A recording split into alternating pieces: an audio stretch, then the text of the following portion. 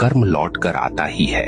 आप चाहें तो पर्वतों के पीछे छुप जाइए, आप चाहें तो महासागरों की गहराई में उतर जाइए, परंतु कर्म का चक्र आपको ढूंढ लेगा, क्योंकि यह संसार किसी राजा के कानून से नहीं चलता, यह चलता है ब्रह्मांड के न्याय से। और ब्रह्मांड का न्याय कैसा है? निर्दयी, निष्पक्ष और बिल्कुल सटीक। यह न तो रिश्वत लेता है, न पक्षपात करता है। जिसने जैसा बोया है वैसे ही काटना है।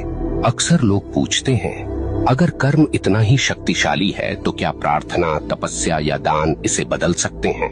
सुनिए, प्रार्थना से आपका हृदय शुद्ध हो सकता है, तपस्या से आपका मन स्थिर हो सकता है, दान से आपके कर्मों में प्रकाश जुड़ सकता है, परंतु जो किया है उसका फल भुगते बिना कोई विकल्प नहीं। हाँ, आप उस फल को हल्का कर सकते हैं, उसके वार को धीमा कर सकते हैं, परंतु उससे भाग नहीं सकते। ब्रह्मांड की अदालत में तारीख टल सकती है, पर फैसला कभी रद्द नहीं होता। अब सोचिए, जब आप किसी इंसान के साथ अन्याय करते हैं तो वास्तव में क्या होता है? वह इंसान आपको कोसता है, उसकी आत्मा से निकली आह सीधी ब्रह्मांड तक पहुंचती है और ब्रह्मांड इसे दर्ज कर लेता है। अब वह आह आपके जीवन की राहों पर कांटे बनकर बिछती है। कभी वह आपके काम बिगाड़ देती है, कभी वह आपके घर में कलह भर देती है, कभी वह आपके मन को बेचैन कर देती है और आप सोचते हैं ये सब क्यों हो रहा है, पर आपको याद नहीं रहता कि आपने किसी और की राह काटी थी।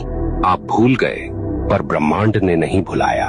यहाँ एक बात और समझ लीजिए, कर्म केवल नकारात्मक नहीं होता। जैसे बुरा कर्म लौटता है, वैसे ही अच्छा कर्म भी लौटता है। कभी किसी को सच्चे दिल से सहारा दिया तो वह सहारा एक दिन आपके लिए दीवार बनकर खड़ा हो जाएगा।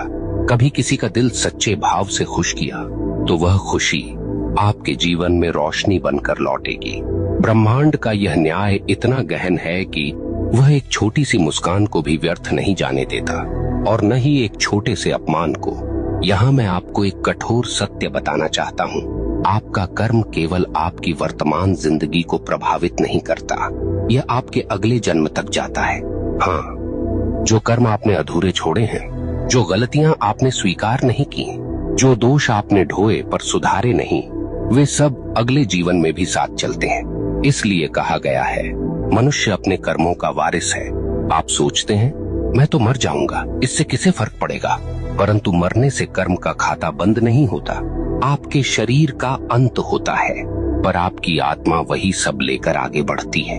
ब्रह्मांड तब तक चैन नहीं लेता जब तक आपको आपके कर्मों का फल न दिला दे।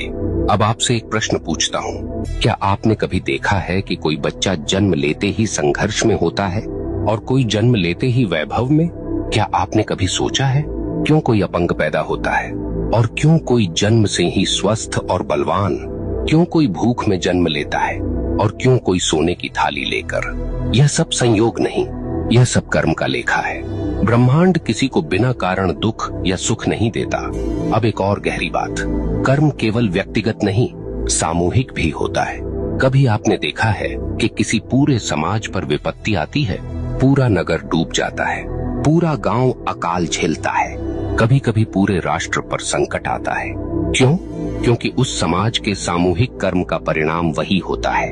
अगर लोग सामूहिक रूप से अन्याय करें, सामूहिक रूप से भ्रष्टाचार करें, सामूहिक रूप से निर्दोषों को सताएं, तो उसका फल सबको भुगतना पड़ता है। यही कारण है कि इतिहास गवाह है, सभ्यताएं उठीं और सभ्यताएं मिट गईं,